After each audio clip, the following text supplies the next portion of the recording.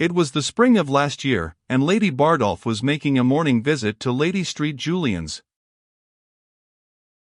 "I heard they were to be at Lady Palmerston's last night," said Lady Street Julian's.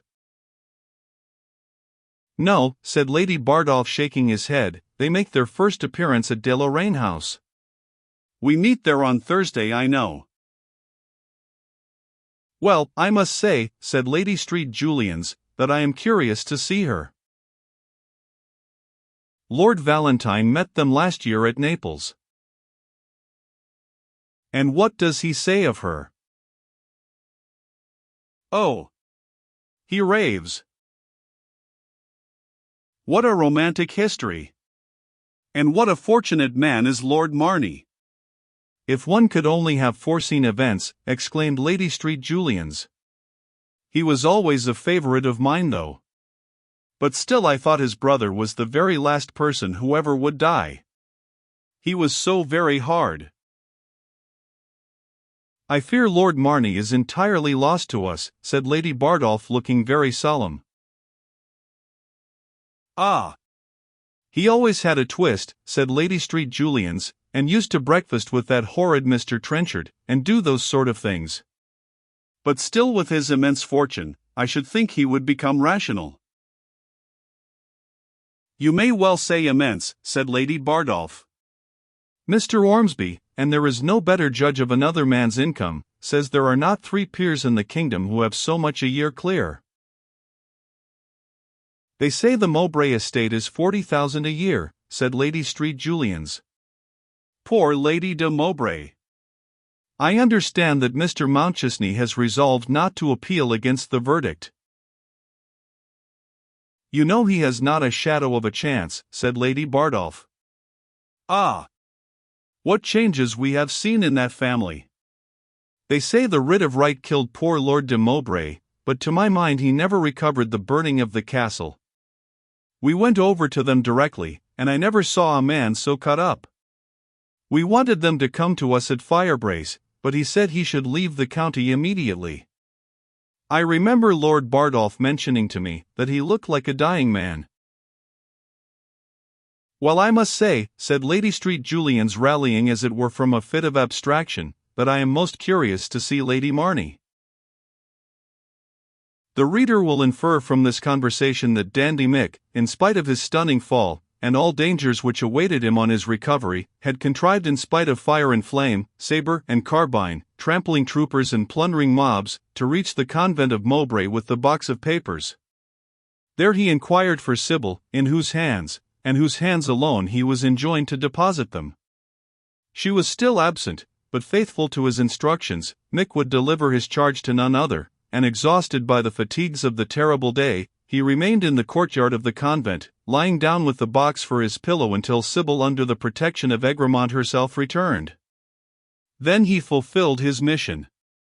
Sybil was too agitated at the moment to perceive all its import, but she delivered the box into the custody of Egremont, who, desiring Mick to follow him to his hotel, bade farewell to Sybil, who, equally with himself, was then ignorant of the fatal encounter on Mowbray Moor. We must drop a veil over the anguish which its inevitable and speedy revelation brought to the daughter of Gerard. Her love for her father was one of those profound emotions which seemed to form a constituent part of her existence.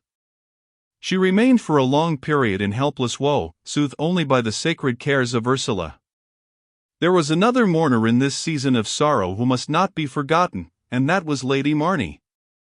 All that tenderness and the most considerate thought could devise to soften sorrow and reconcile her to a change of life which at the first has in it something depressing were extended by Egremont to Arabella. He supplied in an instant every arrangement which had been neglected by his brother, but which could secure her convenience and tend to her happiness. Between Marny Abbey, where he insisted for the present that Arabella should reside, in Mowbray, Egremont passed his life for many months, until by some management which we need not trace or analyze, Lady Marny came over one day to the convent at Mowbray and carried back Sybil to Marny Abbey, never again to quit it until on her bridal day, when the Earl and Countess of Marny departed for Italy, where they passed nearly a year, and from which they had just returned at the commencement of this chapter. During the previous period, however, many important events had occurred. Lord Marney had placed himself in communication with Mr. Hatton, who had soon become acquainted with all that had occurred in the muniment room of Mowbray Castle. The result was not what he had once anticipated, but for him it was not without some compensatory circumstances. True, another, and an unexpected rival, had stepped on the stage with whom it was vain to cope, but the idea that he had deprived Sybil of her inheritance had ever, since he had become acquainted with her, been the plague spot of Hatton's life, and there was nothing that he desired more ardently than to see her restored to her rights, and to be instrumental in that restoration.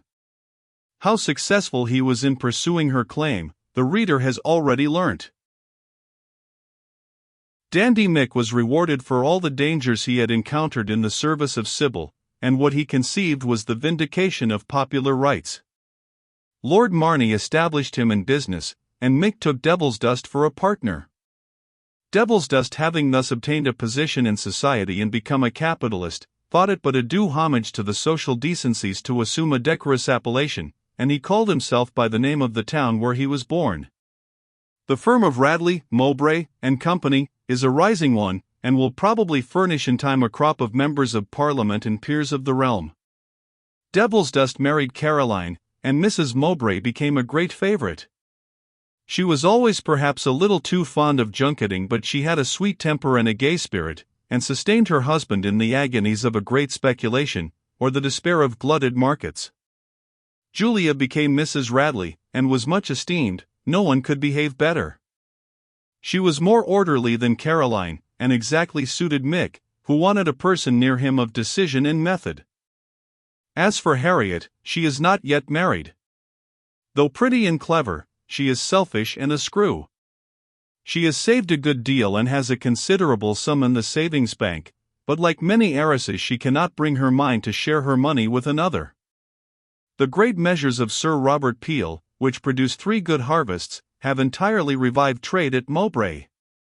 The Temple is again open, newly painted and reburnished, and Chaffing Jack has of course rallied, while good Mrs. Carey still gossips with her neighbours round her well-stored stall, and tells wonderful stories of the great stick-out and riots of '42.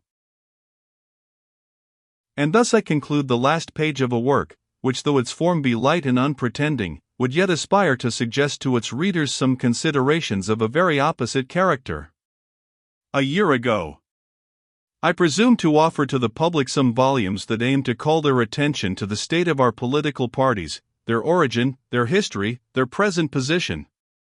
In an age of political infidelity, of mean passions and petty thoughts, I would have impressed upon the rising race not to despair, but to seek in a right understanding of the history of their country and in the energies of heroic youth, the elements of national welfare. The present work advances another step in the same emprise. From the state of parties it now would draw public thought to the state of the people whom those parties for 2 centuries have governed. The comprehension and the cure of this greater theme depend upon the same agencies as the first. It is the past alone that can explain the present, and it is youth that alone can mold the remedial future. The written history of our country for the last 10 reigns has been a mere phantasma, giving to the origin and consequence of public transactions a character and color in every respect dissimilar with their natural form and hue. In this mighty mystery all thoughts and things have assumed an aspect and title contrary to their real quality and style. Oligarchy has been called liberty, an exclusive priesthood has been christened a national church, sovereignty has been the title of something that has had no dominion, while absolute power has been wielded by those who profess themselves the servants of the people. In the selfish strife of factions 2 great existences have been blotted out of the history of England, the monarch and the multitude. As the power of the crown has diminished, the privileges of the people have disappeared, till at length the sceptre has become a pageant, and its subject has degenerated again into a serf. It is nearly 14 years ago, in the popular frenzy of a mean and selfish revolution which neither emancipated the crown nor the people, that I first took the occasion to intimate and then to develop to the first assembly of my countrymen that I ever had the honor to address, these convictions. They have been misunderstood as is ever for a season the fate of truth, and they have obtained for their promulgator much misrepresentation as must ever be the lot of those who will not follow the beaten track of a fallacious custom. But time that brings all things has brought also to the mind of England some suspicion that the idols they have so long worshipped and the oracles that have so long deluded them are not the true ones. There is a whisper rising in this country that loyalty is not a phrase, faith not a delusion, and popular liberty something more diffusive and substantial than the profane exercise of the sacred rights of sovereignty by political classes. That we may live to see England once more possess a free monarchy and a privileged and prosperous people, is my prayer. That these great consequences can only be brought about by the energy and devotion of our youth is my persuasion. We live in an age when to be young and to be indifferent can be no longer synonymous. We must prepare for the coming hour. The claims of the future are represented by suffering millions, and the youth of a nation are the trustees of posterity.